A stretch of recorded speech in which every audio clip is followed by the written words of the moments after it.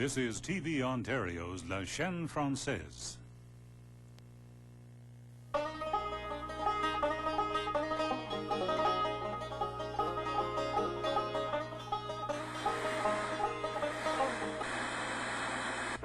Greetings, prisoners of gravity. This is Commander Rick. Shakespeare said the world is a stage and we're all players. But I'm on TV, and my life reads like a cheap novel. Or is it a series of short stories set in a fantasy world? Or a trilogy in 30 parts? Nancy, what do you think my life is? Thank you. Okay. Just run the opening credits.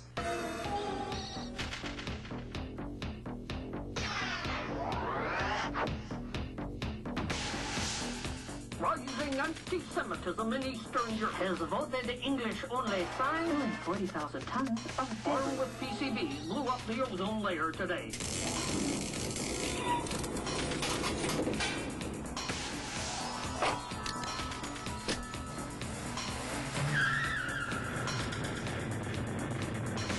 Standing by for solid rocket booster separation.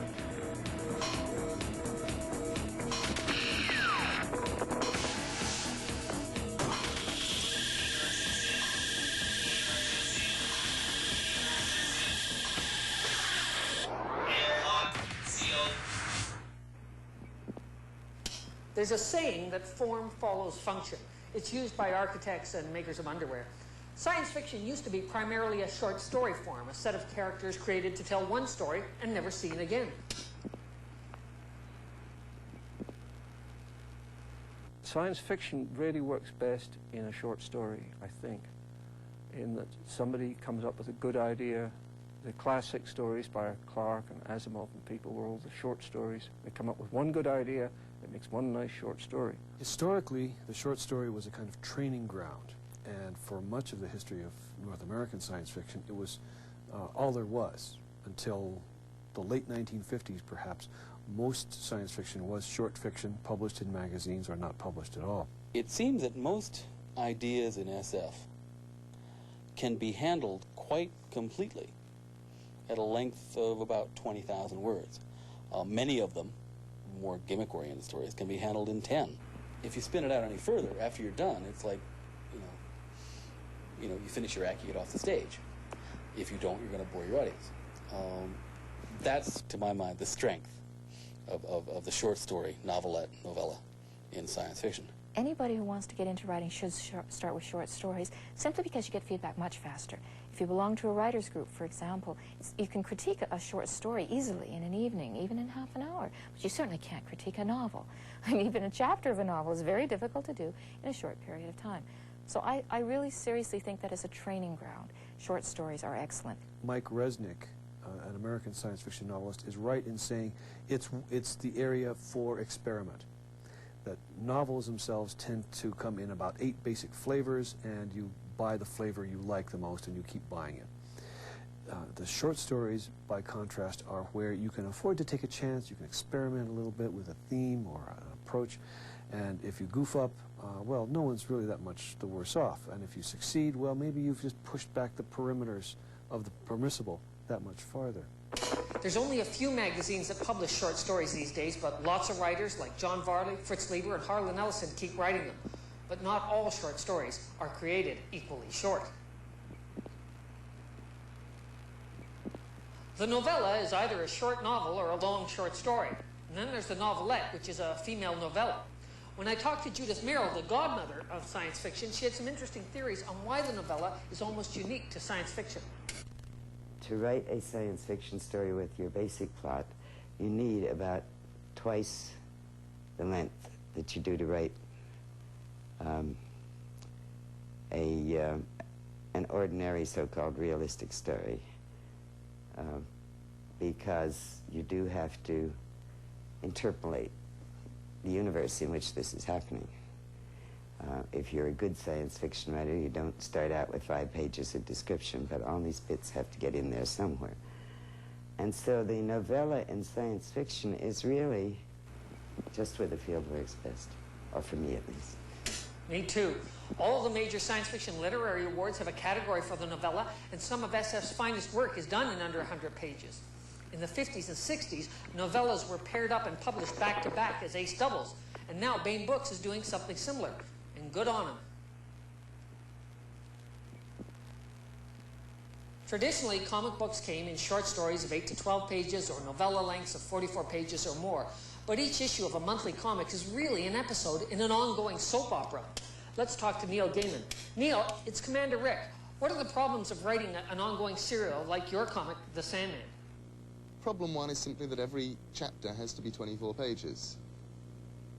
Which means that sometimes I'm going to have to squish some material to get it in there, and sometimes I'm actually going to have to pad gently, which I'd rather not do.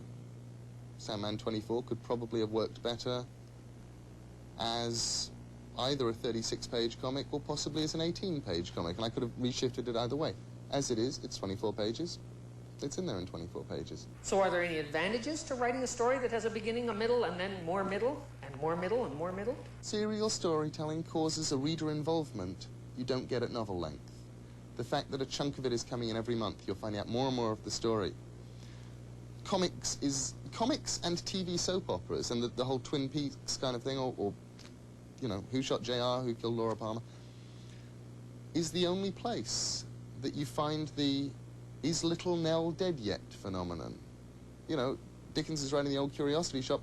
When the boats came over to America, the harbors were packed with people who ready for the next installment of The Old Curiosity Shop, and shouting, "Is little Nell dead yet?" No, she's pining for the fjords.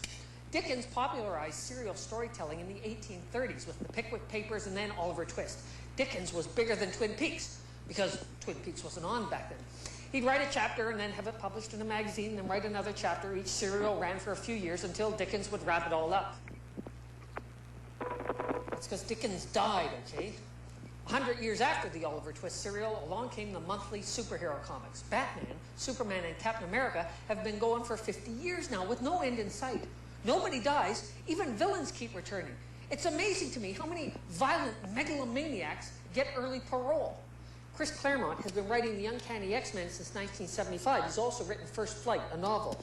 Chris, it's Commander Rick. What are the differences between writing a novel and writing a series like the X-Men? Well, the X-Men is sort of like, it has always been an ongoing soap opera. It doesn't have an end. It has stages along the way where small endings occur, but so long as the book remains in print, it goes on and on and on. A novel has a beginning, a middle, and an end. You take a slice of some character's life, you put it down on paper, that's it. You introduce the conflict, you resolve the conflict.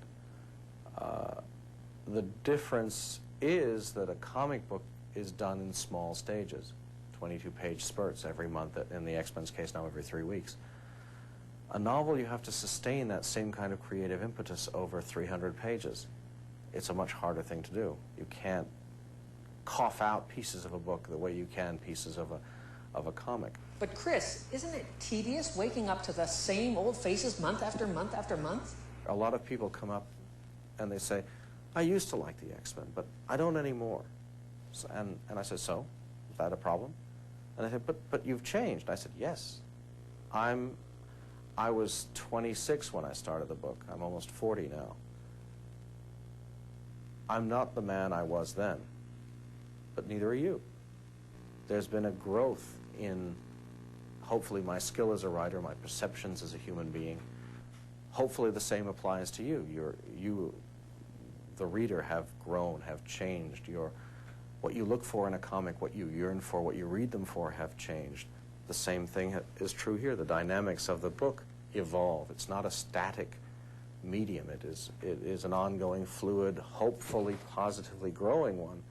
But there's no rule that says that the book and the audience have to grow in the same direction.